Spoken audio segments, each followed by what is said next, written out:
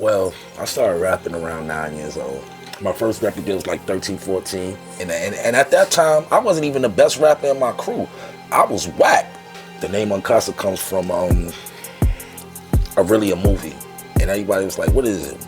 Uno House, on House? I was like, nah, Unkasa stand for United Niggas Kill All Stereotypes America. When he signed me dead on the spot, I met him, right? So he sit back in the chair. He said, yo, you the second motherfucker I signed in 15 minutes and got up and started to walk out the door. He ain't even say nothing to me. So before he walked out the door, I was like, yo, hold on, wait a minute, what you say?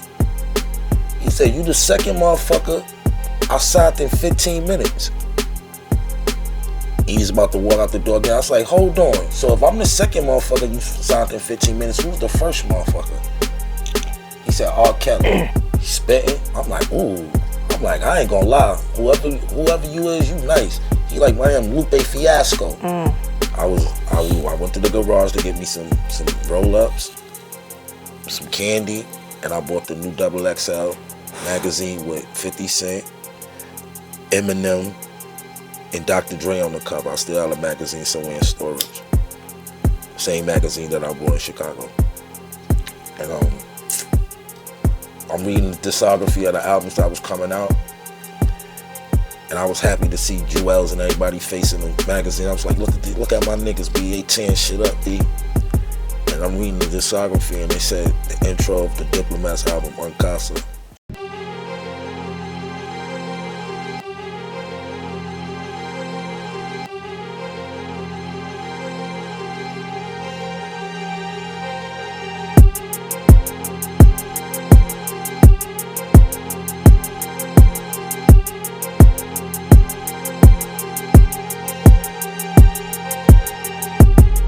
Yeah, it's your boy Fernando, and this is Force of Win Podcast. And this episode is brought to you by Lavish Life Films, man. This is our guy. He's part of the family. He's part of the team. If you're watching this right now, this is a Lavish Life Films production. Shout out to my guy, Luke. All this professional shit I'm talking to you right now, fuck that. This is family.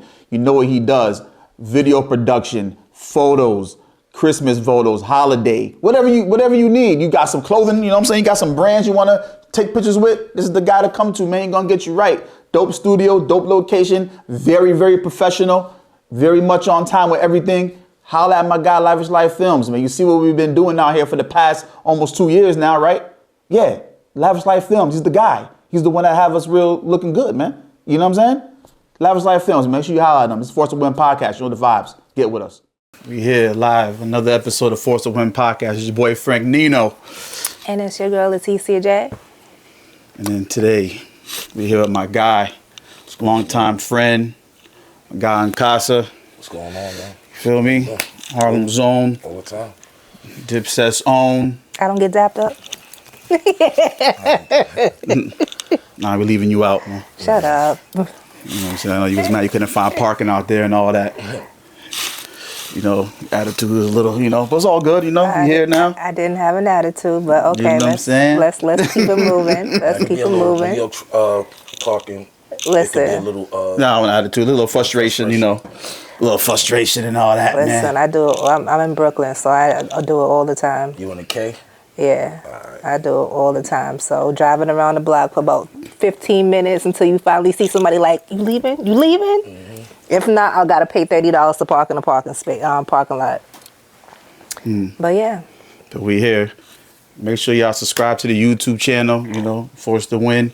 Make sure you go log on forcetowin.com. Make sure you go join our community, man. Go put that email address in there. Give us your name. You know, independent artists get access to 900 radio stations. When you do that, make sure you go cop that merch. Like forcetowin.com. You know, we here to help the independent artists. Like button, hit the subscription button. Yeah, hit the subscribe button on our YouTube. I'm trying to get on your status. What you at? Like 17,000? Oh, almost at 19,000. Listen, we trying to be on your status. Almost at 19,000. Shout out to all the YouTubers, YouTube fans that send them ratings up every month. How long you had your YouTube page? Since 2022. Okay. Oh, okay. Right after the pandemic? No, right before the pandemic. Right before the pandemic. Like, nah. So 2022, because the pandemic was 2020. 2018, 2019. Oh, okay. 2018, 2019, I started doing the Unkasa True Hip Hop Stories. And then, like, around the pandemic, I ain't even had a mind for it, so I kind of fell back from that. But then, like, probably I say 2-3 years ago, I was just restart going back, getting my subscribers back up. Like I'm saying, I'm on my way to 20K, and, you know, I'm going to be on YouTube for a minute. I'm about to bring a lot of things, you know what I'm saying, to YouTube, to the community. More informative, less gossipy. More informative. So within the last 2 to 3 years is when you really built up your fan base? Yeah. Okay. Because it got to a point where I left the YouTube, and then I just kept seeing notifications, and everybody was like, yo, come back to YouTube, come when we need you, we miss you. Come back to YouTube. It's too much gossipy, it's too much drama on the internet. You always give a positive outlook on your platform, because, you know, I promote POS, which stands for Positive Internet Energy. So that's what basically my platform is about, positive internet energy. Still talk about all the up-to-date stuff, even if it's mixy, but I put a positive spin on it. Spin on it, yeah. The weed smoke bottle, y'all? No. No. I'm good, All right, man. cool. I like to get high, but I can't get high. Can't get high. Cool. All right. That's all I need to know. In your domain, man. You do what you need to do, man. You know what I mean? Let's get to it, though. Don't be treating me like one of the. Give it whatever you want to talk to. We're the comfortability about home. Let's talk about it. Nah, you know, this podcast is more about, you know, informing independent artists. You know what I'm saying? We try to, like you said, we try to keep on more of a positive vibe. You know, but we do get in a couple of things here and there. But, you know, it's not, we ain't trying to be into all that, man. Let's get into it. Let's you know what I'm saying? You know, but, no, we like to always bring it back, man. The beginning of Unkasa, man. Just, you know, how you got into it, how you started, how long you been into it, you know. Well, I started rapping around 9 years old. It was a time where when we was living on 135th, and some of my family members had lost their crib due to a fire, and we was just all bunched up in this 1-bedroom apartment. And my god brother Matthew, shout out to Matt, he used to come home every night and sit on this chair. My mom's had like this gold chair in the crib, and it had like arms to it, so he would beat on it and rap all day. So I used to just watch him rap. Then one day it was like a Saturday night, he was sitting home writing rhymes, and he couldn't get he couldn't find a word to match with Wanda, and he just kept saying this line over, and then I just said Honda. He was like, oh snap, yo, yeah, good looking, Tone. And then ever since from there, we had moved. We everybody got a new place, and we moved out, and the last thing that was in the apartment was his rhyme book, and I took it, and I just learned how to rhyme from his patterns, how to write bars and stuff like that. So that's basically where my rap started at, from my god brother. You know what I'm saying? Oh, okay. And then you had your first record deal at 13? My first record deal was like 13, 14, with Selecto. I was in a rap group called Triple R, Rough, Rugged, and Raw. I was actually in, it's crazy how the group formed, like in 1984, 85. I had a freak accident where I was playing Superman in the house, and I stepped on a plastic tube, you know, the tubes that come in the bubblegum machine, and it cracked off in my foot like 3 inches, and I had to be hospitalized. But my roommate that was in there, he was in a body cast. His name was One Soul. And when his moms couldn't come through or was late or whatever to come visit him, my moms would feed him and stuff like that. So we was roommates for like at least like a month. So I came home on like Christmas Eve, 1985 or something like that. So he was in a body cast. Him and his sister got hit by a New York City bus. Damn. And he was in a body cast. You know what I'm saying? So I ain't seen him since then. So around 92, 93, I was leaving my aunt building, and somebody was coming in, and they was like, Antonio? And I looked, I remember the voice. I'm like, what's up? We just gave each other a hug. We ain't seen each other since the 80s. And he was like, what you got going on now? I was like, man, I do this rapping thing. He was like, me too, I got a group. We looking for a third member. And just like right after that, I already knew the guy that he was in a group with, due to us just chilling in the basketball court up the block. And it just kicked off. But right around the time we started getting hot and started moving, we had one show at this place called Indigo Blue. I don't even know if it exists no more. But that night we won the talent show, and we got the rhyme for Scarface on Video Music Box with Ralph McDaniels back in the day. So that didn't last long because the guy that we assigned to went to prison, And once he went to prison, we kind of broke up. And then from that stage on, I just started rapping by myself. And as 13, 14, 15, 16, I was just getting better. You know what I'm saying? And my best friend, my cousin Aaron, call him Puzo, his brother was a DJ. So that's why I kind of, created the Unkasa sound by rhyming off of instrumentals every day. You know what I'm saying? He had the big, stupid speakers in the crib. Rainy days, snowy days, he'd get the Maxell tapes, put it on get a 90-minute tape, 60-minute tape, and we just rhyme over until both sides of the tape is finished. So, you know what I'm saying? And at that time, I wasn't even the best rapper in my crew. I was whack. I can admit it, I was trash. I was taking other niggas' rhymes, making my own rhymes, until one day I wrote this rhyme, and when everybody looked like this to me, I knew I was getting my skills up. So you're like, in the beginning, you never know what it's gonna turn out to be, but it always turns out to be something. You just never know. Definitely turned out to something. So after the group deal, you went solo. You got a solo deal too, right? Before this is before Dipset. You got the group deal and a solo deal before Dipset, right? Way before Dipset. My solo deal was like a 98 with Black Round Records. Shout out to Barry Yankerson, Joe Mo Hankerson, Aaliyah, rest in peace, Timberland. I had got that deal when I was about 18 or 19 years old. It was a long time before 93, before I seen another deal. But up to that time, I was just battling. You know what I'm saying? Going to every block, every borough, every state, just battling, getting my name up, like how everybody do. That's how I got my name up. You know what I'm saying? Battling people. And before I knew it, I just had a name for being one of the best MCs in New York. Where did the name Unkasa come from, though? Like, the name Unkasa comes from a movie. One day I was on 42nd Street, cutting school.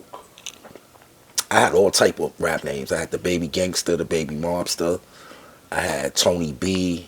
I had the mysterious one. I had A. Wilder, which is my real name, is Antonio Wilder. But it just didn't fit to me.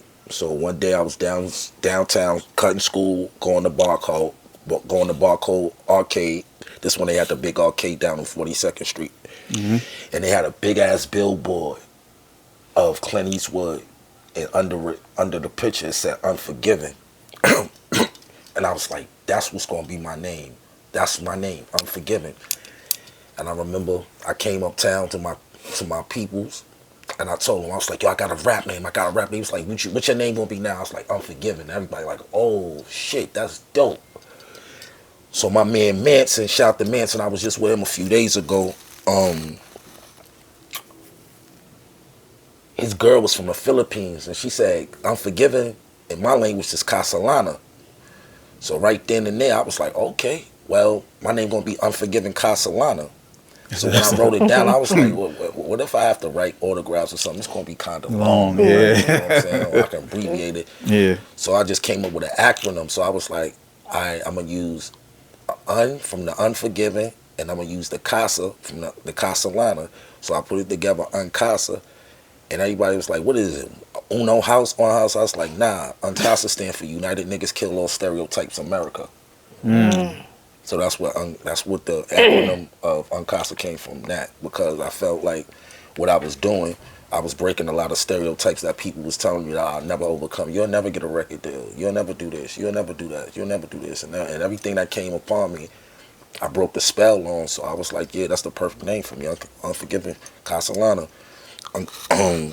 United Niggas Kill All Stereotypes America, because if we united, we can kill anything that's put upon us. You know what I'm saying? So he was forcing to win since back then. Yeah. You know what I'm saying? Breaking all them spells. And at the time, I was in the 5% Nation. I was studying the lessons and stuff like that. Like growing up, like you get so many different you encounter so many different people and inspiration inspire you to do different things and stuff like that. You know what I'm saying? So I always knew how to be a controller of my own destiny as far as image, how I want to be, how I want people to perceive me, stuff like that. So it was like, but growing up in New York is, you know, you got to be different. And I ain't want to be just like everybody else fitting in trying to get an Italian name or something like that. So I was like, I'm forgiving Castellano, Unkasa. Okay, damn. So your first deal with the one in '98, when you got that one, you remember the specifics? You know, this for the independent artist. Like, do you remember anything when you did it, or what? That was my first $1 million deal. Oh, yeah, the $1 million deal. Yeah. But you didn't get a full million. Nah, this is where I gotta tell people when people say $1 million deal sounds good, right? Yeah, it sounds good. Yeah. But out the $1 million, you might see if you lucky, if you got the right lawyer and stuff like that. See, I had the right lawyer at the time, so I might see $250,000 from my pocket and $750,000 for promotion, budget, recording, stuff like that. Yeah. So that's when they say you got $1 million deal. That's what it is. You know, $1 million in your pocket. First person that got $1 million in their pocket for a deal was Shine. Like he got $1 million. After 50 Cent got $1 million. Me, I got $1 million deal, but it was broken down in increments of budget, event, stuff like that. So that's how I went. And that fell through because of staff change and a whole bunch of outside politics and bullshit. What was the parent label? What was it? I think at the time, it was Arista, Atlantic, one of those. I gotta do my research, but I think it was Atlantic, something like that. Black Round. It was subsidiary of many different labels, but I think out of time, Atlantic, I think, at the time. Yeah. So, but he was an independent major. You know what I'm saying? He was married to, if y'all don't know, that was Aaliyah's uncle. He was married to Gladys Knight. You know what I'm saying? Do your research on Barry Hankerson. He discovered R. Kelly. You know what I'm saying? People like that.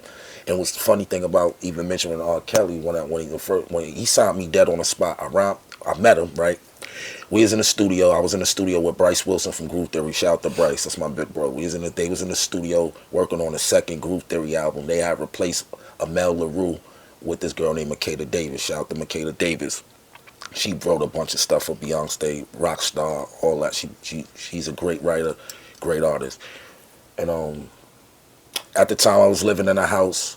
It was shout out to Rosalind Brogdon because she moved me out my mom's crib. She said, you ain't gonna end up dying or being a drug dealer. You got too much talent in that little body. And she moved me out my mom's crib, her and this lady named Arlene Duval, which was Devontae's fiance at the time of Jodeci. They came and picked me up in a Ford Explorer, a Eddie Bauer Explorer, or Expedition, whatever Eddie Bauer made back then. It was either Explorer or Expedition, all black. It had everything I owned in the back trunk, and they moved me to Englewood, New Jersey. And if I moved in Rod's house on a Monday, I had a record deal by Friday. You know what I'm saying?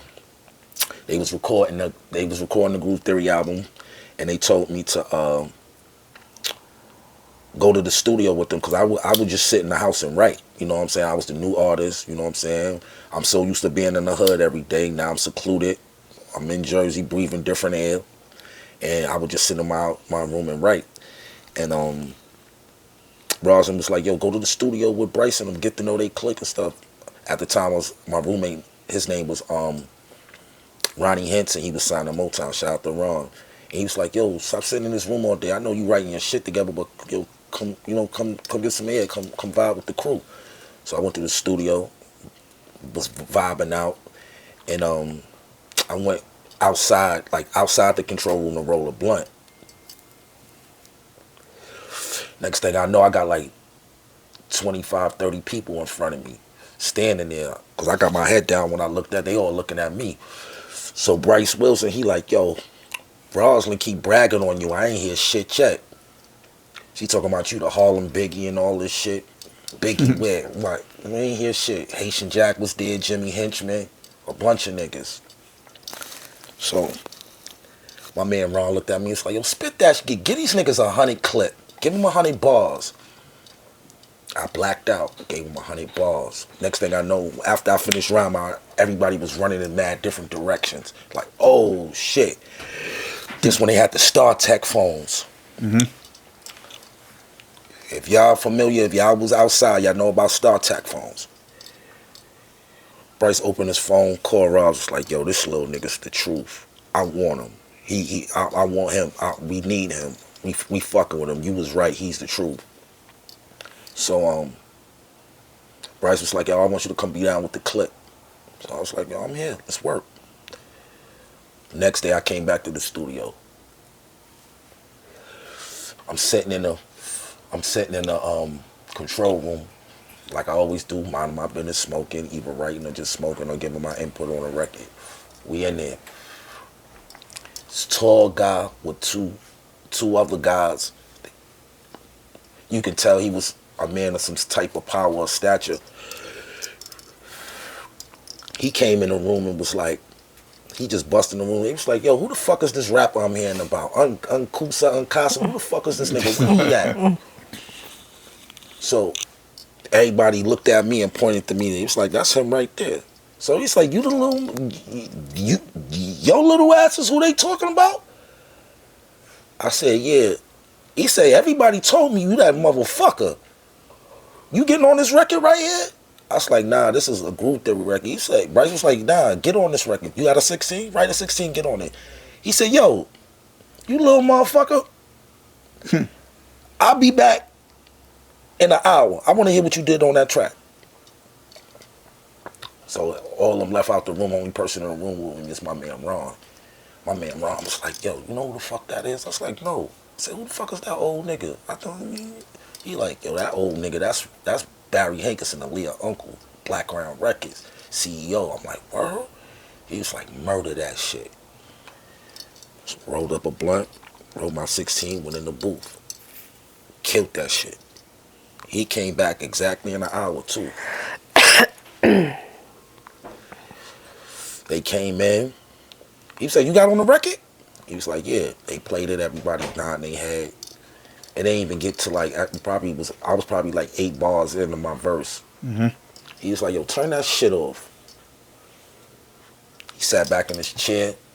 All I can remember is his cashmere burgundy sweater and his rollie. Because his rollie face was matching his sweater. He had no pinky ring. I was amused about shit like that because I'm from Harlem. We like this shit like that. So he sit back in the chair. He said, yo,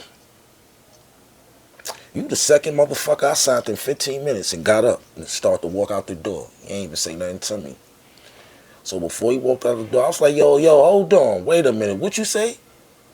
He said, you the second motherfucker I signed in 15 minutes. He was about to walk out the door again. I was like, hold on. So if I'm the second motherfucker you signed in 15 minutes, who's the first motherfucker? He said, R. Kelly. And walked out the room. Right? So, that's how I get down. You know, I met the staff, talked to Aaliyah on the phone. I was supposed to be in Romeo Must Die, a bunch of shit going on, but it was just moving. I was locked in a deal with somebody I had signed in previous with Bryce. They was trying to take my royalties, my advance, this, that, and the third, so that deal wound up falling apart, right? So now I'm depressed, but I got a bunch of money. So all I'm doing is coming back to Harlem every other day, smoking weed, chilling with my niggas. And so when the deal fell through, you kept the advance, basically. I was able to keep my money.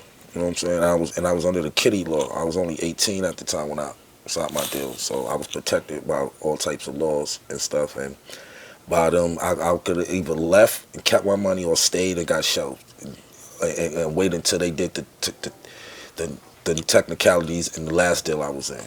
So you said, "Fuck that, I'm out." I was there for a minute, and I was like, "I'm out," right? In between that time, I was going to the deal. When I left the deal, I was still signed to Bryce through Czar Entertainment, right? So he still had first right as a refusal on me. So one day, I'm asleep, smoked out. I'm in my room. Rosalind Brogdon, my first manager, she comes wake me and she's like, yo, Rod. She like, yo, pick up the phone. Bryce on the phone. So I wake up. I'm like, yo, Bryce, what up, bro? He like, yo, you good? I'm like, I'm good. He was like, yo, I'm out here in Chicago bragging on you, and niggas talking about this nigga better than you. I'm like, who this nigga? So it was like, nah, y'all niggas battle on the phone. I'm like, I say, where y'all niggas at? Pull up now. He was like, nah, I'm in Chicago. So I'm like, alright, I'll spit on the phone, kid. So I spit on the phone. I spit a couple of bars, probably a 16. You heard niggas going, oh, that nigga's nice. Nah, he is nice. Then one of they artists starts spitting. He spitting. I'm like, ooh. I'm like, I ain't gonna lie. Whoever you is, you nice. He like, man, Lupe Fiasco. So you battled Lupe over the phone. Me and Lupe battled over the phone. So Bryce was like, nah, this shit getting too intense on the phone. I gotta see this up live, yo. And it's like, they gonna come to New York and y'all gonna get busy. So like, time go, like a few months go past. I remember the day like it was yesterday because it was like the first BET Awards. It was the BET Awards where Jigga performed that H to the Izzo. Because me and Lupe watched that shit together. Me and Lupe battled for like 2 hours when we met. Straight. No breath, no water, we just spit. And it got to a point where... So your clip was full, huh? Huh? Clip was full. Yeah. At that time I told you all I did was write. I would write book after book after book after. I wouldn't stop writing till the book is filled. Front page, back page, front page, back page. I had like 15 black and white composition books. So you had these books filled, but you signed to Lupe's label too, right? I had wound up, this is how that happened. So, like I said, I was going through depression. I lost my deal, but I got a bunch of money. And that's when I learned that money don't even make you happy if you ain't doing what you want to do. So, one day I get a call from Bryce. He like, yo, Lupe and them want to sign you to their First and 15 imprint. But it's only one thing. You got to move to Chicago. I'm like, damn. I'm young and vigorous, so I'm like, fuck it. I booked my flight. By now, you're how old? Like in your 20s? Early 20s? I'm probably like 21. Like 21, 22. 21, 22. I give it that. 21, 22. So they called me. And I had that ticket was waiting at the airport for like a month. No lie. In between, I knew I should have went to Chicago because in between that going to making my transition of thinking about getting on a plane going to Chicago, I catch a gun charge. So now I got a gun charge. I'm in the Tombs for about 14 days waiting for a bail reduction. And like right after that, I get bailed out. And now I'm going back and forth to court. But in the midst of going back and forth to court, I finally made that transition to move to Chicago.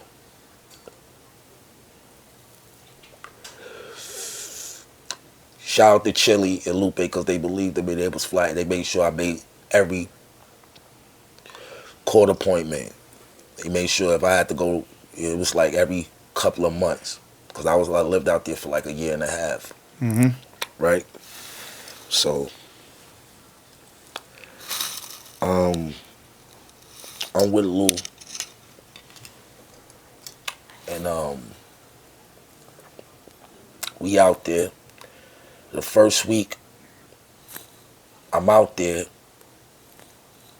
the guys that they got me staying in the artist house with, shout out to Bug the Beats. He's a Grammy-winning producer. He did mad shit for Kanye, mad shit for everybody. Prolific, Dan Ryan. Those was the producers that lived in the house that I lived in. So they want to take me out to show me what Chicago had to offer. So one night we go to a club. It's my first 2 days, like 3 days out there. So we pull up to a club. Club was called E2s. You can Google it if you want. Soon as I pulled up to the club, I got a feeling in my stomach and I just see mad red.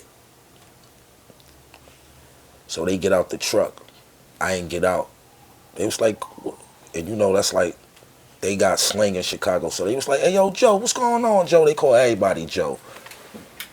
It's like saying B if you from Harlem. Yo, what's good, B? But they was like, yo, Joe, what's good? Yo, Joe, you know who you with, Joe? You protected, Joe. You ain't got to worry about nothing.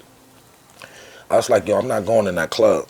He was like, yo, you sure this is where all the broads is at? I'm telling him, giving you what Chicago, the best Chi-Town have to offer. I'm like, nah, I ain't going in there. He was like, what's wrong, Joe? You know you where? Everybody strapped up. I'm like, nah. I told him, yo, even if I'm in New York and I don't feel right where I'm from, I'm not going in the spot. So it ain't nothing personal. So he said, yo, what you want to do? I said, we can go back to the studio and work. I don't really give a fuck about no partying right now. I appreciate it, though. We go back to the studio. The studio was in the basement. So we recording, making beats until about 4 in the morning. I go lay down. About 7:45, I get a knock at my room door. Hey, yo, Joe, Casamel, wake up, man. Yo, Joe, you saved us, Joe. You saved us. How you knew, Joe? How you knew? So I open the door, looking for my glass. I'm like, yo, what's going on? It was like, yo, come downstairs, Joe. Come downstairs, Joe. Nigga got tears in his eyes. I go downstairs. I'm looking at the news. I'm looking at that door, that glass door. This door I said I wasn't going in. 23 people died in that shit. 23 people died in Club E2's that night. Damn. Fire, shooting? No, stampede, just like how City College. A fight broke out, security sprayed, pepper sprayed, everybody trying to run down to one exit, which was a level door. So you know how them clubs is, you gotta walk up steps. That's how it was. So imagine a few 1,100 people trying to run to one door. People got smashed, all types of shit broke out. But I saved us because I felt it. And when y'all finish doing this interview, Google Club E2's tragedy and see what pop up. It happened on like February something, 2002, 2003 if I'm mistaken. Right around, it was like, and I knew it because before I was going in the club, I had just texted Jewel's happy birthday because it was Jewel Santana's birthday. So this time you're going back and forth to Chicago. We got the case. Yeah, we're going back and forth to Chicago. So when you're coming back here, this is how you start getting in touch with the Dips, you know. Yeah. So before I left the Chicago, we already started the Purple City mixtapes. First mixtape we did was Taliban versus Purple City. Yep, I remember that one. The second, Bully and a Hustler, me and Shice put that together because Luca got locked up. Between Luca being locked up, for the time he was locked up, me and Shice had gained a relationship. So when Luca came home... So Luca is the one that introduced you to the Purple City situation? I already knew Shice through the streets. All right.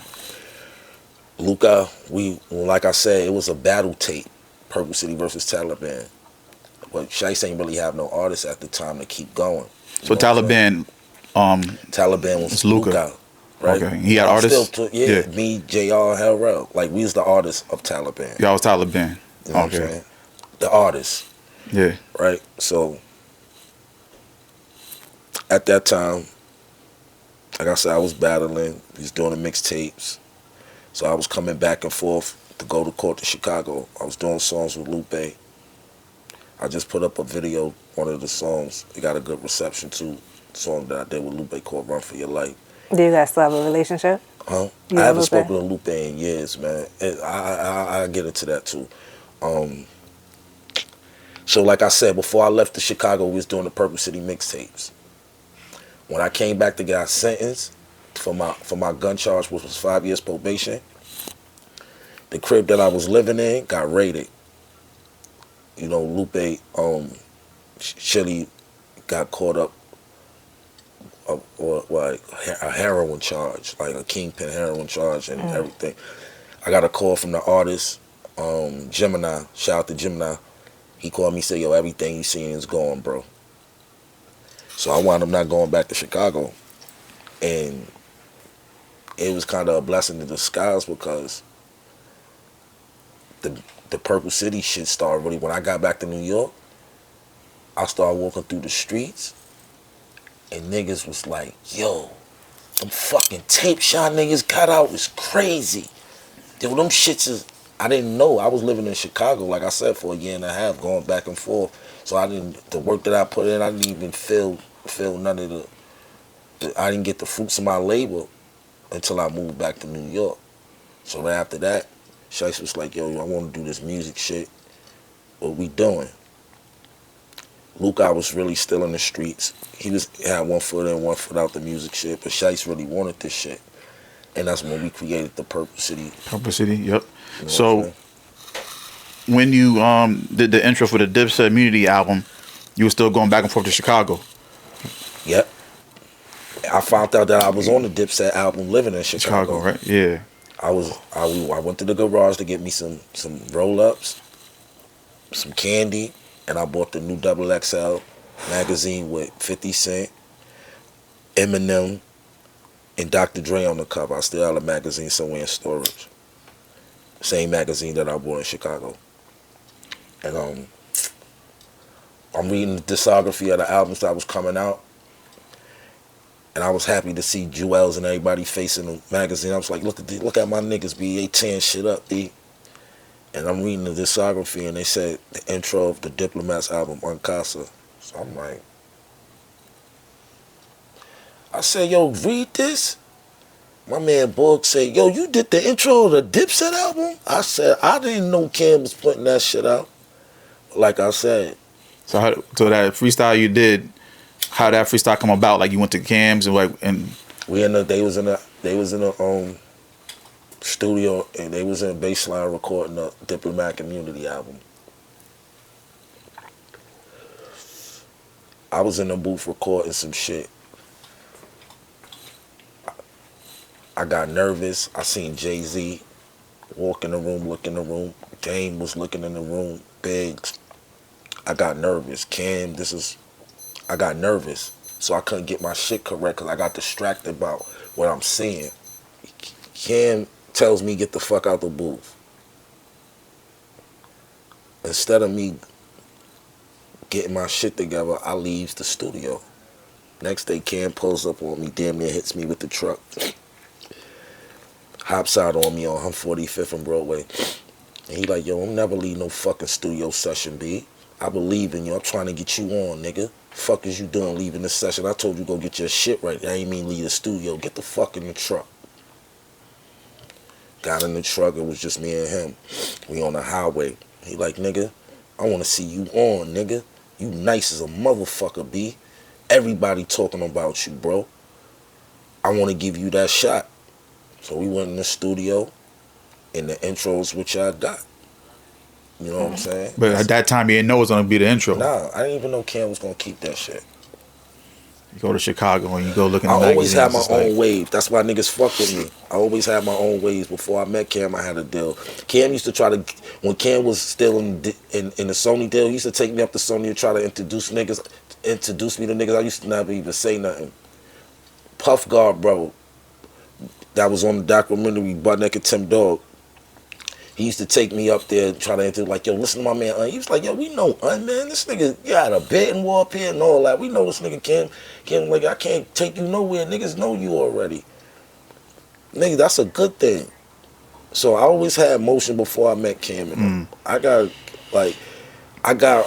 around Cam when they started really the Diplomats. When they started Dipset, like, before it was always Diplomat. But when Jewels got involved, that's when I became a part of the Dipset. You know what I'm saying? Because they was coming to 145th every day. Me, JR, Harrell had just started coming around too. They heard Harrell on my mixtape, The Piff. Mm-hmm. And that's how Harrell got down with the set. Cam fell in love with that nigga once he heard him. So, like I said, even before after I didn't even have deals, when all the deals that I had fell through, I was on 145th selling at least 300 to 400 of my CDs. That's how I met you. Selling my own CDs, so I was selling music. I was making money off of music before I even had deals. Y'all was on 145th, faithfully. You, Aguilar. Nah, Ag wasn't a part of the Taliban. No, but Aguilar was on 145th. Yeah, at that time. After the Purple City. Yeah, Aguilar was. But at that time, on 145th, shout out to Kiani, Luke, T Money, Shay, rest his soul, Kenny Black. I was the Taliban foe. It was a conglomerate of guys from all over the city, Bronx and Harlem, and we ran that block like we owned it. And we were selling everybody else's music. So I was like, one day my man Key was like, man, we gotta take advantage of it. They buying their music, they gonna buy yours. You nice niggas. So we pressed up some CDs and my niggas had that block on smash CDs, like, all type of shit. Monetizing it with notebooks, having people write down their address and they name and how many CDs they bought and all that back then. So that's when the Dipset really got like Purple City, Dipset, that shit, it just homogenized together beautifully, you know what I'm saying? And at the time, nobody ain't really have nothing, you know, not even Kim, you know, everybody was just getting right back on their feet and doing what they was needing to do. But y'all was out there hustling. Yeah, I got a verse off y'all from my people, and I was managing at the time. Of course, you like the first feature, you was from the, you know what I'm saying? Because I always show love. I show love to all the upstate and tri-state area artists, and I wasn't even charging a lot. A lot of people was paying for features, but for you paid. I forgot how much you paid though. It wasn't that much. Like, it was like a band. Yeah, it wasn't. But I'm saying for the most part, when I was scorching high, I wasn't charging artists what people would charge. I was giving a lot of artists for free. A lot of artists still to this day F with me because how humble I was. Yeah, I was just at Stove God's Cook Show. He shouted me out all night on stage like, yo, Unkasa, this is crazy. We here, right? I'm like, yeah, this is crazy. Because I remember when he was just A-Train, that used to come in the studio and spit his shit. You know what I'm saying? I was one of the first artists that gave 38 Special a feature 20-something years ago. Etho. Yeah, because you was fucking with Upstate Hardbody back then. D Black. Yeah, you was up there. D Black. I was hustling out in Syracuse. Yeah. With Great God and Jewels and T Money. And then when everybody left and go back to New York, I stayed out there with Great God. You know what I'm saying? I stayed out there, and they started the, you know, I was an official member to like the Senate shit. I was so close to them. I started doing mixtapes with Taj Mahal, Unkasa Show 1 and 2. I was on the Senate tapes. And I wasn't even a really official Senate member, but I was just so close to them that I can do music and become a part of a whole entity and still have my Purple City shit. You know what I'm saying? So, yeah, that was like, everybody got to Cap Your Alive off of what the Dipset paved the way for. That's why. You know what I'm saying? The Dipset wave was crazy. It's all type of spin-offs and all type of. So how was it when you went to Hot 97, man? When you spit that shit? That's how now I understand when you said I'm from the South Side of Chicago. I'm about to get sucked off. Tell me how these kids taste, bitch, when I bust off. That was a true sentiment because the Crayon Man. That's what they give the Crayon. You said SL6, same color as duck sauce. Exactly. So, Seeds color plum sauce. I was a fan though. I ain't gonna lie. I could tell you if you was a fan. Yeah, I could definitely tell you was a fan. Yeah. Like, I appreciate that. Those little guys, man. Without guys like y'all, that's able Come on, I was like, that shit had us going crazy. Nothing. That's what people don't understand. Without people like you, we're nothing. So I appreciate that. I don't take it as no fan shit. I take it as because I know you for over 20 years now. You've been coming here since you was a young kid, and I appreciate you still to come and check me, and we kick it. It ain't man. That shit was legendary. That freestyle was legendary. It was a beautiful time. It was a beautiful time before the egos and all that type of shit get in the way. You know what I'm saying? It's a lot of egos and a lot of things that, you know, that then revealed themselves over the years. But I don't really dwell on none of that negative shit. Like I said, I'm selling POS, which is positive internet energy, and I appreciate the good and the bad. And nothing is a loss to me, it's a lesson. Because if you learn from it, you ain't lose. You know what I'm saying? You can keep moving on, and you know, long as God got days out here coming for you, you can continue on to do what you do. You know what I'm saying? We all on borrowed time. But like I be telling folks, just, you know, if you can do it, just put your best foot forward. You know what I'm saying? I don't really be tripping about nothing. Through all that, what was the biggest lesson you learned? Love yourself more. Love yourself more. Believe in yourself more. Watch those people that's close to you.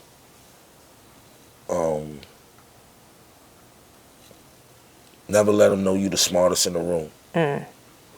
Never. Because even if you the smartest in the room, You can learn something from a person that don't know nothing. If you allow yourself to, like sometimes you gotta play dumb, catch a fool. So, don't always put your cards on the table. You know what I'm saying? Wait for everybody to rotate. That's what I learned out here. Like it's hard to trust, but if you put your affairs in order, you know what I'm saying, you can kind of navigate through the good and the bad. You know what I'm saying? Nothing is going to be perfect. Right. But you can kind of counterpunch what you want to react to, because everything that comes with an action is a reaction, and we all know that. So we got to learn how to navigate without tearing each other down. You know what I'm saying? You might not like me, I might not like you, but we can still coexist without it being a problem. You just keep your distance, I keep mine. I won't say nothing about you, you won't say nothing about me. It shouldn't be no type of problem in that type of fashion. So that's why, like, even lately when I be getting on spurts on the internet with little turds and all that, I be like, yo, it's my fault because I gave them the energy to do that. You know what I'm saying? And I know better. But I know everybody doing this for $1. Everybody clickbait. I know what this system is ran off. It's always been ran off of this. You know what I'm saying? But now everybody got a camera. Everybody has an opinion. Everybody has something to say, and it's profitable. Camera, a mic, and nonsense. What did you learn business-wise? Because you had, what, three deals? A couple of partnerships? What did you learn business-wise?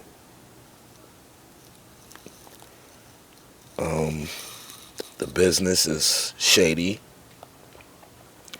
Can't trust nobody. Get a lawyer to watch another lawyer. And I mean, I'm going to tell artists this. Before you get into rap, you might be nice. You might have the image. But learn the business. I didn't come from the informative era. Y'all come from the informative era. Y'all got Google. Y'all got smartphones. Y'all got cameras. I came in where keep the artist dumb and not smart to the game is what made the game the way it is. It wasn't made for us to know the business. You know what I'm saying? We ain't come from the informative era to now where information is prevalent now. You know what I'm saying? Like you can go right there and get it. They didn't like. One thing about my manager, Rosalind Brogdon, when she was my manager, the first thing she tried to teach me, she knew I was nice, but the thing that she taught me was about business. She was like, yo, you know about publishing? You know about points? You know about independent promotion budgets? You know about this, you know about that? And I was just like, yo, damn. She's like, you got to know this shit because that's where your money is at. How you going to get the money if you don't know where to get the money at? Your publishing is everything. Yeah. And back then, that's when you had to mail it in. Like now you can fill it out on the computer. You got to mail it. And that's what made me want her to be my manager because she could have kept that shit to herself. Because when she met me, right, we was running around with this kid named Rollo. And I was in a rap group called The New Millennium. Me, my man Bam, shout out to Bam and my man Double O, Orlando. And he had the gift of gab. One day he had $40,000, the next day he had $40. We would be in top tier hotels. The next day we might be in a Econo Lodge. That's just how, for one summer I got a whole story for that. But it was a time where he dropped us off at Ra's house. And we stayed at our house, and from the time that he dropped us off to the sun up, all she did was teach us the business. She was like, I want y'all to be smart. But out of everybody, I'm the only one that's stayed in touch with Ra's out of my group. You know what I'm saying? Because I had a beeper at the time, and Ra's used to always paged me and always check up on me. That's what led down to her moving me out my mom's crib. So back then, like I said, getting the little knowledge from Roz and the people that actually wanted to see me win and they was teaching me was a good thing, because at least I came in the game knowing something. But then it gets to a point in the game where you might get overexcited or desperate just to get a deal, and you don't really care what the contract say. A lot of artists went down that road. They didn't care what the artist say. I'm gonna get a little money and some fame, this, that, and the third. But they didn't know you were signing away your publisher. They didn't know you were signing away your intellectual property and stuff like that. So now the kids is much smarter than we was. They making way much money than we was. So it's kind of a win-win now, because whatever we ain't gained from the game, they did. And I appreciate that they're able to do that and not be a hater, because they actually kind of, crack the code on how to really get the top dollar. You know what I'm saying? Look at NBA YoungBoy, made damn near $100 million from his living room. You know what I'm saying? Being incarcerated. So you got to look at things like that. Like, we didn't come from the era of knowledge, and they always said the game is to be sold, not to be told. I think it should be the other way around. Like, information should be free, and whoever puts it to work should be the ones that be able to win. But they hide a lot of information from us, so we don't be successful and don't teach us how to invest. And that's why when we get the quick dollar, we spend it, we celebrate, and we broke, and then we back to ground zero where we started at. You know what I'm saying? Yeah, it's a vicious cycle, man. It's definitely a cycle, and everybody goes up and everybody goes down. That's why I always kept a humble or bold, to where I was just like, yo, my fame is more bigger than my fortune. But now it's almost 30 years later, and I'm still able to eat off the name Unkasa. Whether it's streaming, whether it's merchandising, whether it's performing, whether it's features, I've carved a legacy in the game to where that I can make it profitable and hand down a legacy to somebody that's gonna uphold it. You get what I'm saying? Like, nowadays, we don't see no more stars. You ain't gonna see another Jay-Z. You ain't gonna see another Nas, another Biggie, another Little Kim, another Mary J. Blige. The game is too saturated to see the sparkling star, because everybody, they pop overnight. You got to see Mary J. grow from that young girl from Yonkers to the star she is. You got to see Nas transform that young kid from Queensbridge to the star he is today. You got to see him. Nowadays, the artists come straight in the game. 3 cars, 90 chains, 100 watches, mad money. You don't see the growth. That's why they die out so fast. Because if you already popped and you already a star, you already went to the top level, that we ain't get to see you grind. That's how it is. All right. So another thing about the music business, I seen you recently did something where you was like, you learned now to keep everything music business. There's no friends in the music business. It's music business. I mean, it's business or nothing. Yeah. Now you're just like charging for features, and you're like, Because it's just like this, right? We in a game where the appreciation for the artist is slim to none. When you hot, they love you. When you not, they give a fuck about you. You know what I'm saying? So we all know time is money and money is time. So that's why a lot of artists is like, yo, you want my time, you gonna pay for it. You know what I'm saying? Me, I never been on it like that, because I've always been a hustler. I always know how to get money. I've made money from the music business. I've made more money from the music business being an independent than I actually did when I had deals. Meaning, I made more money on the street selling my CD than I actually made in the music business. You know what I'm saying? That's why I still sell my music direct to consumer now through my Cash App or whatever. I've made a substantial amount of money from that, because I'm always smart and I'm going to go to direct to consumer. I'm not going to put music on a streaming site and let it fall on deaf ears. I'm going to sell it to the people that actually appreciate my art. just like anything else. It's like Polo, it's like Pepsi, it's like anything in the world. You got consumers, and you go direct to them. And So you don't think like doing both? nah, I do because, but you can't put no personal feelings in this shit no more. Ain't no love in this shit. No, I'm talking about as far as the streaming and direct to consumer. Nah, cause I don't. Cause you like I make more money doing it the way I'm doing it than actually put it on a streaming site. The streaming sites is giving you fractions of a penny. They just stopped making pennies. You know what a fraction of a penny Yeah, is? it used to be but for Spotify, You know what I'm every saying? stream used to be a third of a penny. So so 3 streams equal 1 penny. I'll tell you like this, right? Say you put your CD on a streaming site, right? It says streams 10,000, 20,000. What type of check you think you gonna see? Yeah, you ain't seen none. You ain't seen none. But the money's forever though. Streaming turned more to like. But like after a while, right? Cool.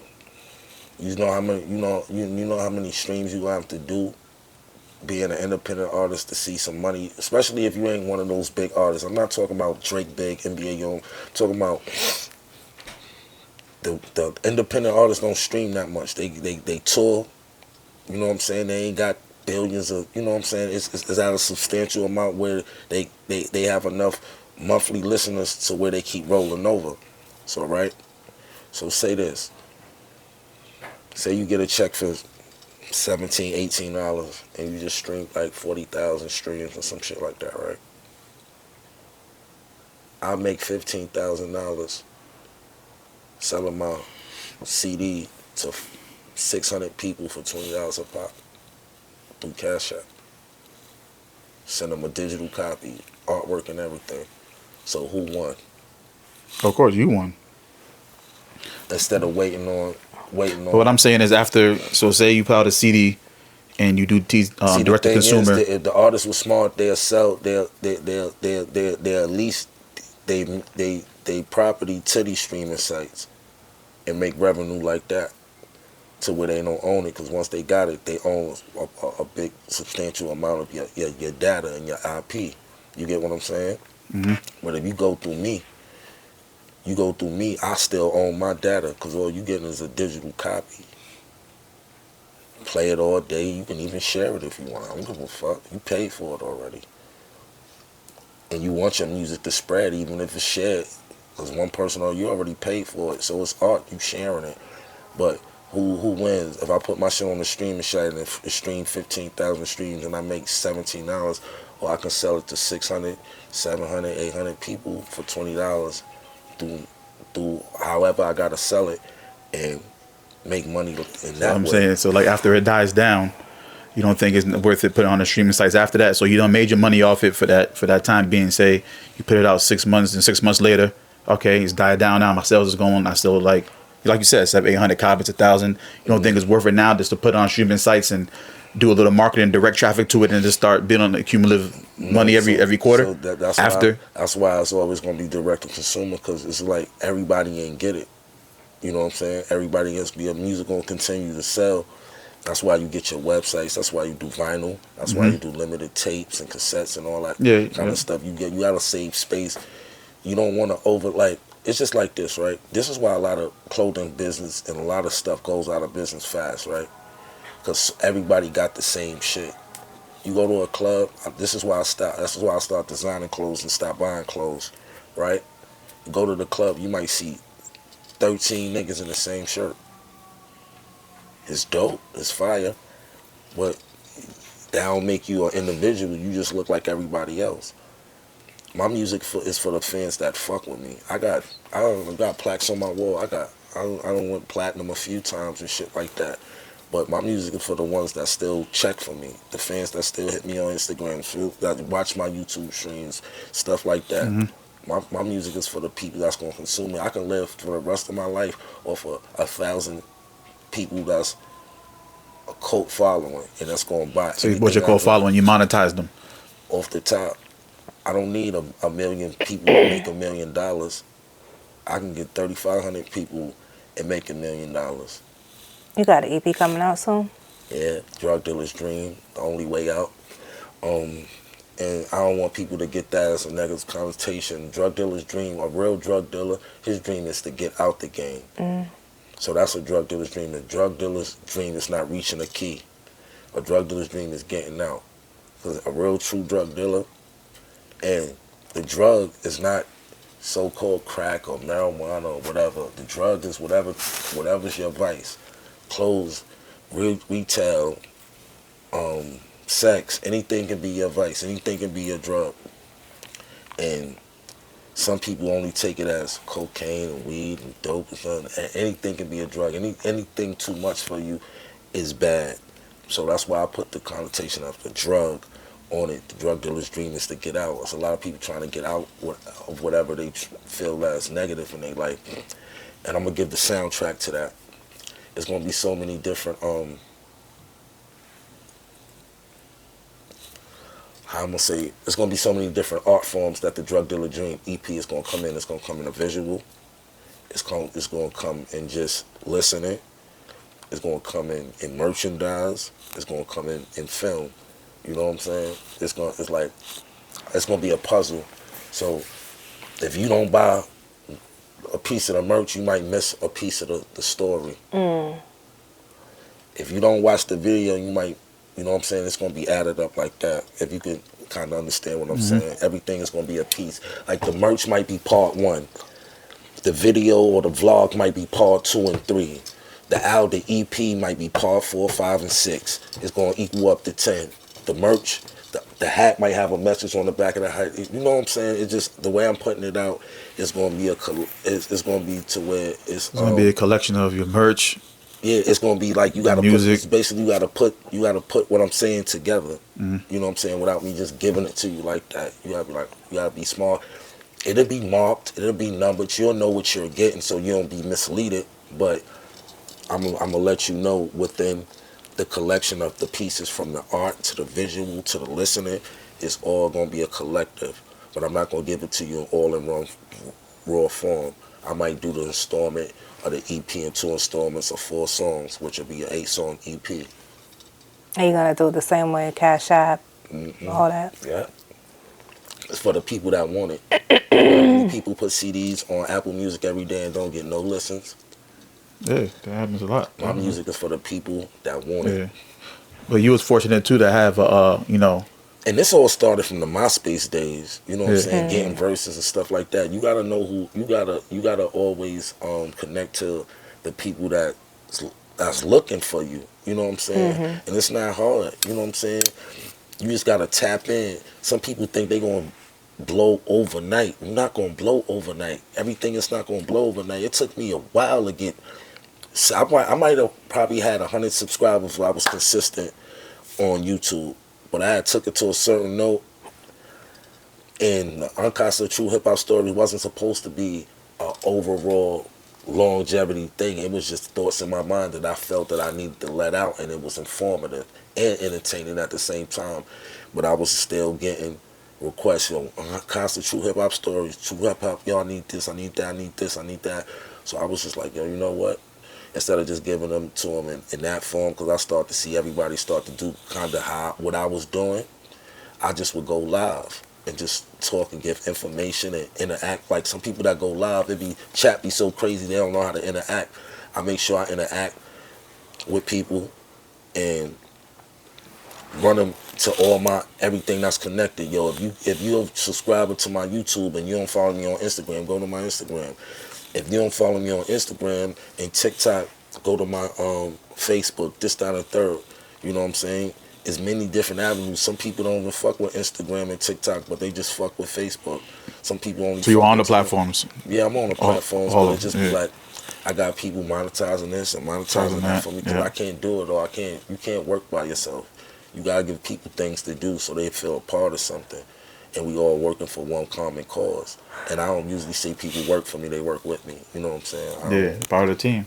So you said that the artists now, everything is like basically instant gratification. What's a mistake that artists should avoid early in their career? You think they should avoid? Or you think you should have avoided? Getting success too quick. Because if you get it quick, it'll leave just as quicker. That's what I learned. You'll think you'll be on top of the world, and I should be going. Like I always like new artists. They be like, yo, if you can give me one gem, and a lot of artists always come. They be like, you give me one gem, what would it be? And I always tell the artists just like this. Always give them this analogy. I say, imagine you walk in a building and you just got a record deal, right? You got the buzz, you got the deal, you got the jury, you got everything the record deal come with, right? And you walking through the record label, and people asking you, do you want your hair cut? Do you need your nails done? Do you want Philippe's for lunch? Whatever you want, they gonna be granting you everything you want because you that new artist and you popping. Don't go to where people expect you to go. Don't be a failure, because them same people that was asking you, do you want your hair cut? Do you want water? Do you want something to eat? They'll walk right past you like they never knew you. And that's what I tell artists. You only that nigga when you hot. What about when you not hot and you not making them hits no more? You the same person that they loved last year, but you not hot this year. And we all see it happen. It's only the real special ones that stick around. And the special ones that stick around, they really not blinded on the materialistic shit from it. They more about the artistry. And nowadays, it's not about the artistry. It's more about perspective and what people think you are. It's not about real artistry. Why you think guys like Andre 3000 would rather do a flute album than an actual hip-hop album? Because there's no substance there. It's like, what am I going to talk about? Everybody's talking about the same thing. And what I want to talk about is not for the masses, because the masses is not woke. The masses is still in the asses, in the club, in the strip club. It's no. Why you think R&B is the way it is? You got to really go deep and really be a music collected person to go look for good R&B nowadays. Why? Because it's not about love no more. Yeah, R&B ain't put to the forefront no more. It's about bagging the bitch at the spot, fucking the bitch at the spot or at your spot, forgetting about that bitch, fucking her friend, fucking her and her friend, and doing it all over again. That's what it is. It ain't about love. Where do you see love in that whole spectrum at, right? Where's the vulnerability with the concept of love? Remember when the guys was talking about love and this, that, and the third? You ain't got that. I want to love you for life and all that stuff. All that stuff, right? And then it comes from the perspective of the women. Juice that nigga, milk that nigga, fuck that nigga, fuck him and his friend. You see how it ain't about love no more. So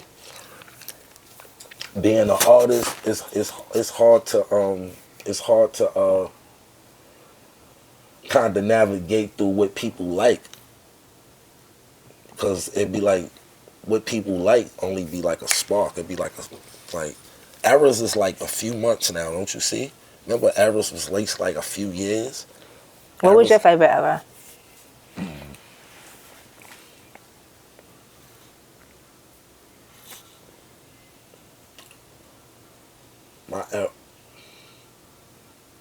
I was born in '79, so I'm just as damn near as old as hip hop.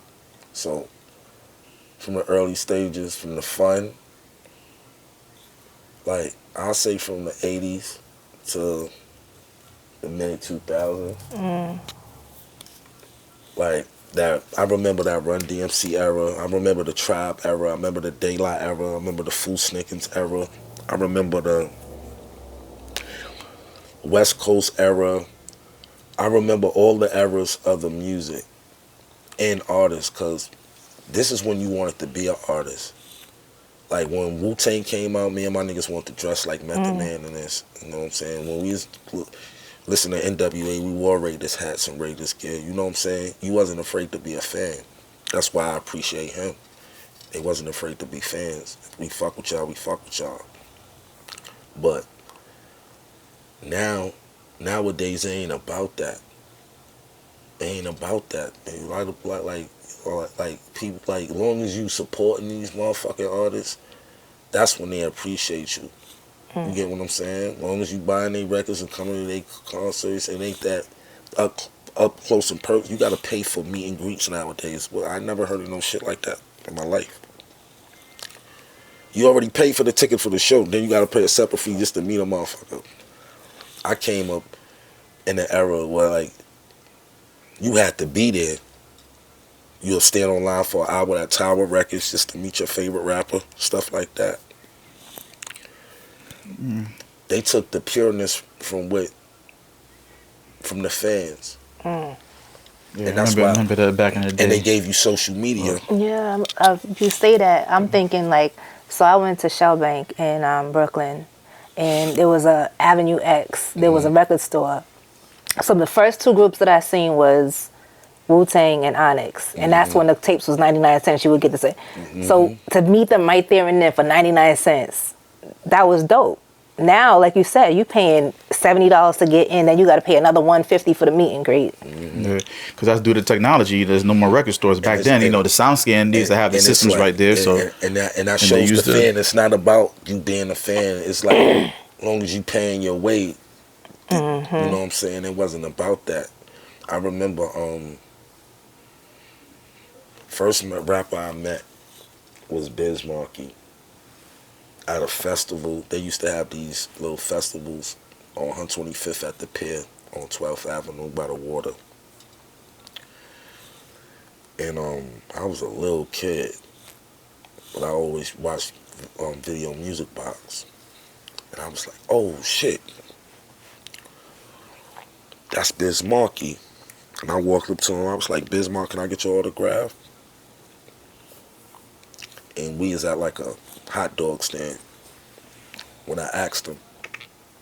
So he took like a paper bag from the hot dog man and wrote his autograph. He was like, "Shorty, you want a soda?" I was like, "Yeah, give me a Welch's Grape." He said, "That's the type of soda I like." So he bought me a soda, gave me a pound, and I walked off with my autograph.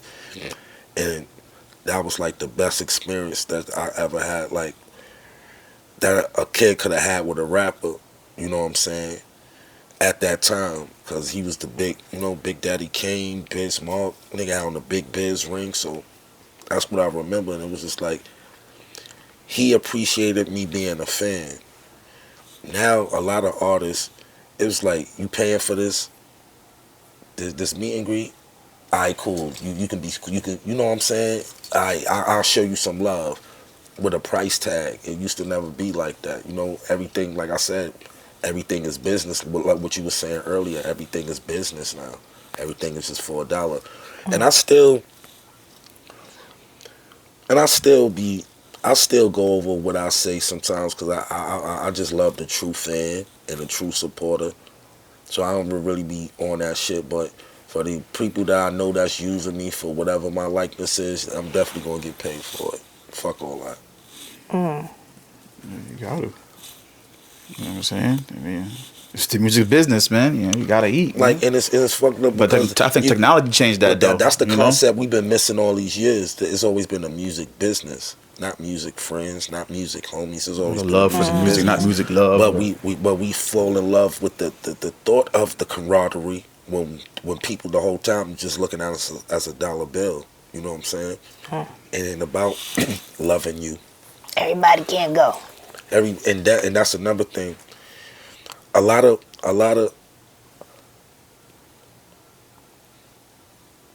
the reason why a lot of artists fail is because you gotta know this. The saying everybody can't go, everybody can't go. These big 30, 40, 50 men entourage are there for what? What are they there? What are they there for? Protection. If you roll right and you got it right, you can be protected with just 2 men. But we have these 30, 40 men entourage. And they traveling with you and they seeing you collecting these funds and this love and this all this, and they start to feel entitled. Because now they want some of that. And they watching your pockets. They say, well, And nigga, at the you end of the getting. day, all they doing is just standing around. Watching your pockets, Standing seeing, either in front of you seeing all the love you getting. or in back of you. Who do merch? Who do beats? Who design websites? Who, like, you just got a bunch of people around that's waiting for you to give them. As soon as you don't give them, because they not doing nothing, that's when they start thinking of taking from you. They start thinking about taking from you. The nigga that they just was protecting, they thinking about running in your crib. They thinking about robbing you because they feel entitled, because they with you. And you ask them what they do. Y'all hold this nigga down. So do you, so do him, so do he, so do he, so do he. Entitlement. And then this is the thing. They are not worth nothing until there's an altercation. So they can prove themselves. So for them to receive anything, they have to prove themselves. They have to actually take care of a problem that you're in. What if you're an artist that don't get into no problems? What if you're an artist that just go take care of his business and back to the crib? Studio, work, photo shoots, this, that, back to the crib. All that extra curriculum shit, if I ain't getting paid to come in this, I ain't showing up. What if you one of them artists? You don't see when you, back in the days, you used to see that. You see Fab, he ain't with 30 niggas. You see Mano, he ain't with 30 niggas. See Dave East, he ain't saying them artists, you gotta, cause everybody's entitled. Only people that's supposed to be around you is your daytime manager, your road manager, a discographer or a videographer, whoever's around you that's gonna be documenting your shit. A lawyer if possible, and security. What else do you need around you? Cause soon as this nigga busts his head, he looking for something for you to give him something. And then say if he get locked up, he looking for you to bail him out, get this lawyer and all that. So to stay out of problems like that, keep your circle very small. Keep your circle business wild. Keep your circle to where everybody's beneficial. Nobody's a liability. Everybody's an asset. That's how you gotta keep your circle. All this 40, 50, then you running, walking around. That shit, all that should do is get you into trouble and put you into debt and death. That's it. Well,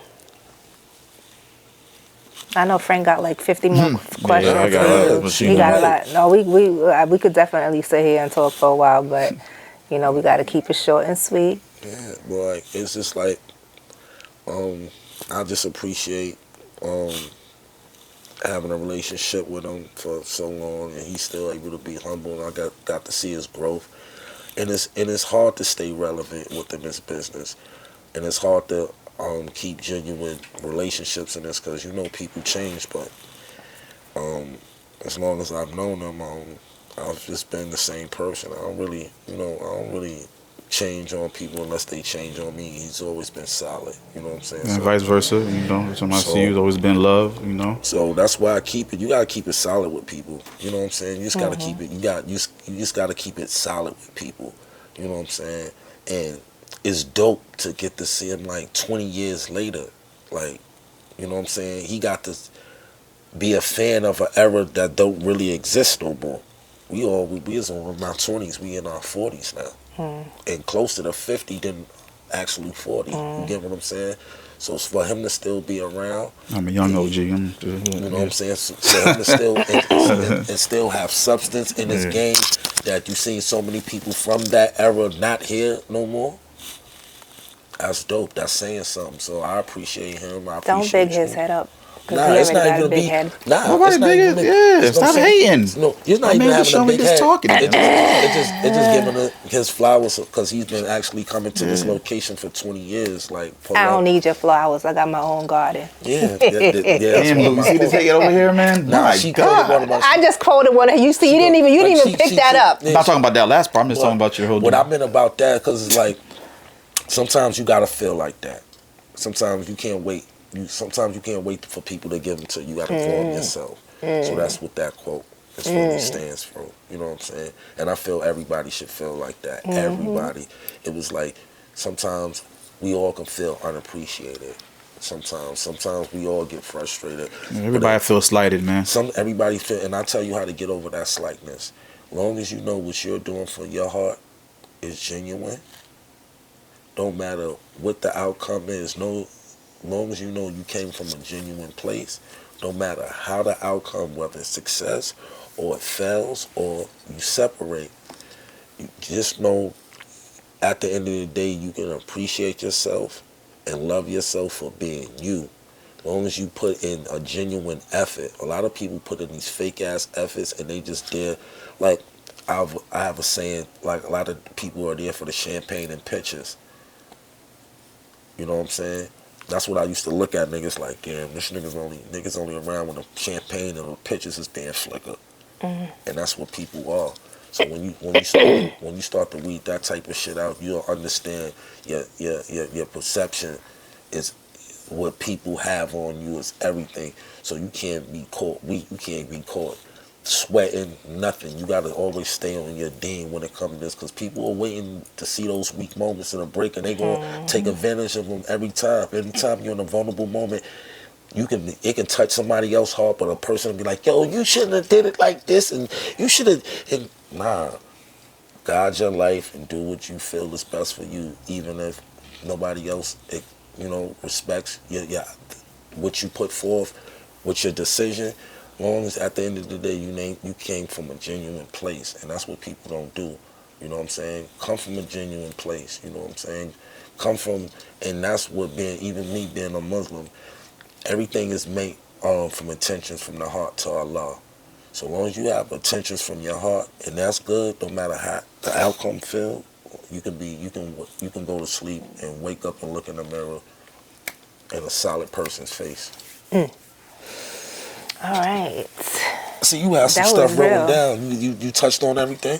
I kind of, sort of, but I'm going to get down to my little last couple of things. Bars or business? Okay. Bars of business. Both. Both. Consistency or clout?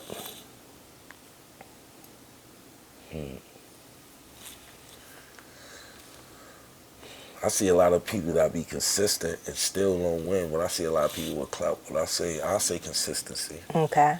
Major deals necessary or optional? Optional, depending on what type of hustle you put behind yourself. Because a label ain't nothing but a loan. Legacy built daily or decided later?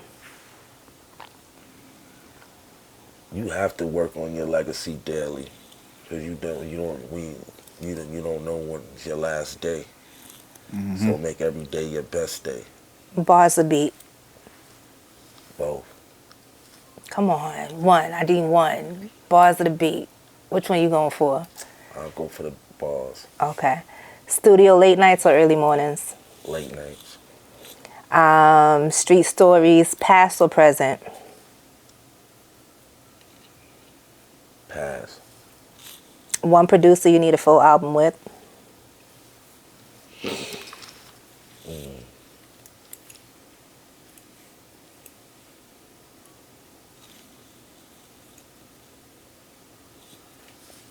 One producer.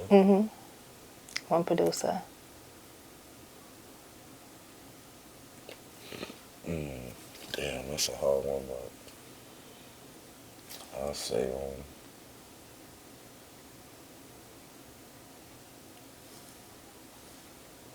damn, baby, that was hard.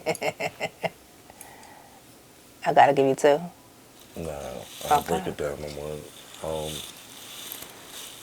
If I can do a whole album, I do a whole album with Havoc. Okay. So my last question to you is, with everything that you've been through, industry-wise, life-wise, everything, mental health, what does that mean to you, and what do you do to keep yourself?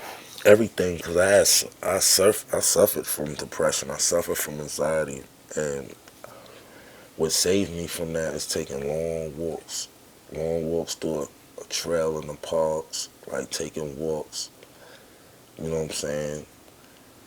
And getting to know yourself. Talk to yourself. Sometimes you gotta talk to yourself. Sometimes you gotta express yourself to yourself, because sometimes you can fall in a depression and not know. But if you're in tune with yourself, you know, yo, I'm depressed. Because there's a lot of people who suffer from depression and don't know they suffer. Functional depression. Yeah. And that's what I've always had. My depression always been functional and anxiety. But I've learned to deal with them. And when I recognized that I had a problem, and depression is not a problem.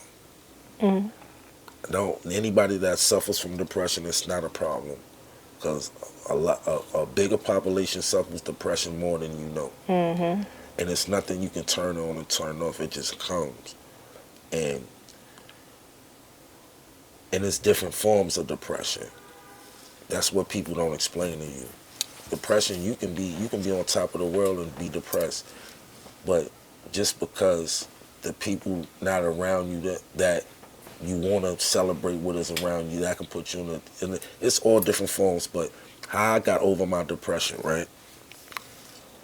I still to this day, even when I'm not, when I'm just perfectly fine, I've learned to go, sometimes you have to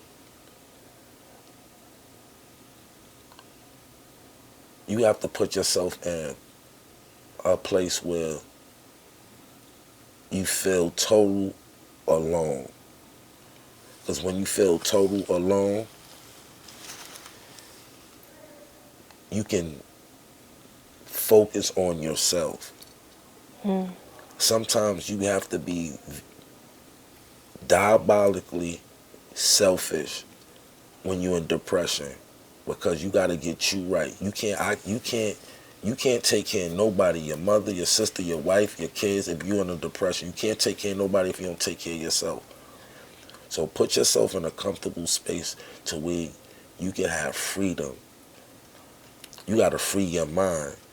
And if that's going to sit on a park, grounding, taking your shoes off, walking a long distance, listen to a certain type of music, get your peace, because depression can also cause danger, because then you start getting into where you don't want to be here no more and stuff like that. Like people don't talk about this stuff. It's people that got millions of dollars that be having suicidal thoughts, because a lot of people that's wealthy is lonely, because they had to seclude themselves and become introverts to become the people they are, because they know you have too many ins and outs on you. You know what I'm saying? You have too many people you have too many frequencies around you when you're successful, when you the top dog. I'll never want to give anybody the pressure of be the number one. I know what it feels like to sit in that throne of being you him, you it. You ever seen the movie Bad Boys with Sean Penn? No. It's a movie with Sean Penn where he was in like a juvenile home. He had killed somebody's brother by running him over in the car. It was an accident. He didn't mean it, right? But it was these guys that was actually running the till, and they would bully. They would even sexually molest people that was there, right? So one day, he knew they was going to try to attack him. And he went to the soda machine, got a bunch of sodas, went to his little area in the detention center, took the pillow off his bed, took the pillow out, put the sodas in a pillowcase, and he told his guy that his roommate, he was like, yo, get out. I don't want you to be involved in this. So the guy left, came in. 2 guys came in, and they tapped him on the shoulder, and he just turned around and beat both of the guys with the sodas, beat them bad, bloody, beat them up. This is a movie. You can watch it. It's called, I think it's on Tubi. It's called Bad Boys. And after he beat up the people that was bullying everybody in the jail, when he was walking around, everybody was like, you it, you it. Yeah, you it, you it, you it. Meaning that now he's the controller. And when you got that type of pressure on you, it's the worst type of pressure, because after you become it, you want to remain it. It's hard to stay it. So instead of trying to just chase it, just be you. Well said. Well said. Yeah, my G. Give me your force to win story, man. When you're back against the wall, you had to overcome the obstacle. You know what I mean? We had to just push through.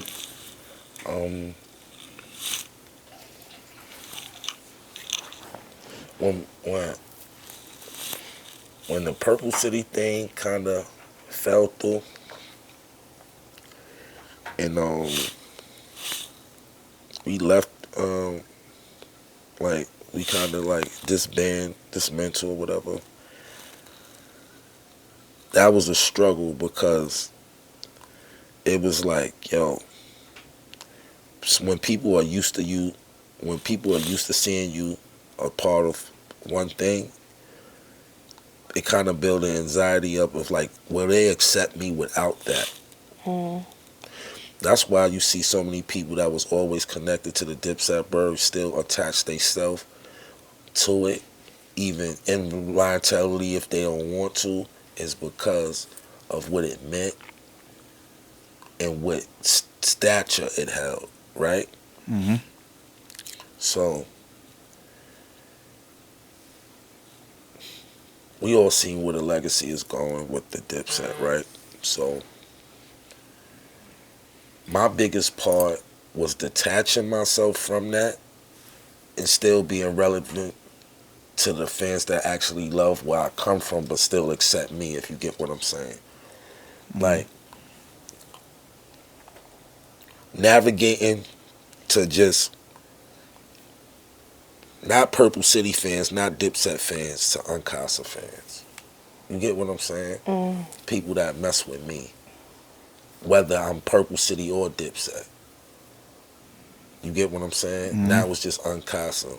That's all you got to worry about when it comes to that. It ain't about no affiliations until I create something that I want to present to y'all and give y'all a new artist. But until then, it's about Unkasa. It ain't about Purple City. It ain't about Dipset. It ain't about what I was affiliated with. And it's all love there. You know what I'm saying? It's all love there. But it's just about me. You know what I'm saying? I'm going to give the rest of this time or whatever I got in this music business. But I got other endeavors I want to do. Fashion, I want to do film. Like, they ain't putting out good movies. We don't get boomerangs no more. You know what I'm saying? We don't get Love Jones no more. We don't get them good black films, so I'm gonna bring that back. You know what I'm saying? They don't like, the culture's dying to me. You know what I'm saying? It's like the music business is dying. It's like the culture is dying. It's like, if it ain't about tearing down each other, nobody don't want to watch it. You know what I'm saying? That's what's entertaining. Us getting at each other. People that once loved each other. Ignorant stuff. That's what they like. But I watch this type of stuff to study it, to know how to work the algorithm, know how to work the system, how to work things, everything. All this is a system, and it's depending on the way you use it, where you gonna go with it. And that's what I tell people. It's a dirty section on YouTube, and it's a good section. Choose between. It's crazy that the dirty section is very profitable. It's because it thrives off of downfalls of others. And it's people out here that thrive and love to see another person down, especially when you used to being up. So if they see you down, it's kind of that they feel equal to you. Like, oh, he ain't where I thought he was. That's what the perception is. As long as a person can fade your perception of what the people think, it's entertaining to them. Don't matter who it hurt. As long as they can force the loss on you. Yeah, so you just gotta know. You gotta know how to play your cards out here. You gotta know how to play your cards, and try to keep things copacetic. Just try to keep things on a cordial note, even if you don't get along with people. Just keep it respectful. As long as it don't get disrespectful, we ain't gotta like each other. But if it's space for us to make some money there and some business, let's do that. You know what I'm saying? We don't gotta be friends to make money together. You might have something that might mesh with something that I've created, and it might mesh very well together. And then that might even create a relationship through there. You know what I'm saying? But a lot of people are just like people are playing a friend to my enemy is a friend of me. Like it's the game is mixed up, and I tell people just keep your circle small. Put trust in people that earn it.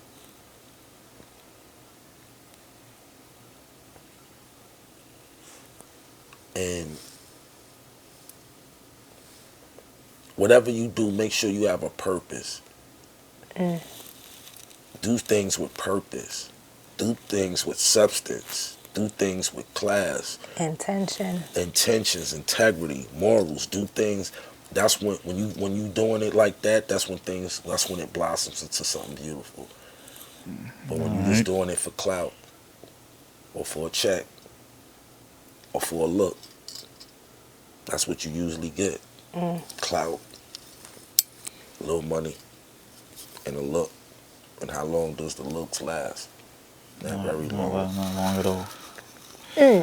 All right, like you said, we can go on for hours because I was even 25% done. That right. Like, there's a lot of questions that we didn't get to. When you talking real shit, it don't leave space for no bullshit. So that's why the conversations, you know what I'm saying? Like, we could have been talking about other rappers. You know what I'm saying? We could have been talking about what's going on with other people that I was affiliated with. I love when you can actually create a concept piece and people actually learn from it. I'm more being informative nowadays. That's why I say y'all can ask me what y'all want. Even if you felt this controversy, I'm a definitely answer in a politically correct way to where you gonna feel it. Even if I would have threw some sauce on it, I know how to be politically correct and still get the reaction that y'all want. That's what working the system is. See, people just go out and be like, yo, I'm just go. Nah, I know exactly what to say and how to say it, and you'll get my point. No doubt. We appreciate you for having us tonight. I appreciate one y'all more time, the day the album's dropping. I'm looking at April Fool's Day. Okay. I'm gonna look at April, like I'm trying to drop around as soon as the spring hit, and because that's when I feel like during the winter, you know what I'm saying. I'm gonna probably drop some freestyles here and there between the winter time, but when the weather start breaking, I feel that's when a different type of, the winter, we can lighten up on the clothes. We ain't got to lay up, so we can move around. So people in their car more. They driving. They want to listen to something. I always tell people music is seasonal too. You know how many songs people drop in the wintertime that's meant for the summer or meant for the spring, and some people drop songs that's meant for the winter and meant for the fall that they drop in the summer. You ever like? I say right now, right? If you got in your car and you played "Summertime" from Will Smith, would you feel the song better driving through snow, or knowing you about to go link up with your homegirls at a cookout? That's what I'm talking about. Drop your socials for us real quick. You can find me. Everything is Unkasa. The real Unkasa for the IG. Everything else, Facebook and all that other stuff is just Unkasa. So I don't really be doing the TikTok too much. I answer my Facebook, but I'm on Instagram and I'm on YouTube. Follow my YouTube, hit the like button, hit the subscription on my YouTube. Also follow their page, hit the like button, send that hype Yes, up. indeed. Yes, indeed. Like, and this is what you know what I'm saying. But like I said, tune in to me, Unkasa True Hip Hop Stories. I also have a Saturday segment at 12 in the noon that I call Kasa's Kush Corner, where I interview artists and you know, entertainers and stuff like that. But just tune into my YouTube because we going up. Get me to 20,000 subscribers. You know what I'm saying? Hit that like, the subscription, man. Follow me on everything Unkasa, man. I love you. I appreciate that. Appreciate you, my brother. Joining another episode of Force to Win podcast. I'm your girl Leticia J. It's your boy Frank Nino. Come on, out of here, man. Frank Nino. This been a dub by my boy, man. You know what I'm saying? Unkasa, Rock La Familia. Y'all know what it is.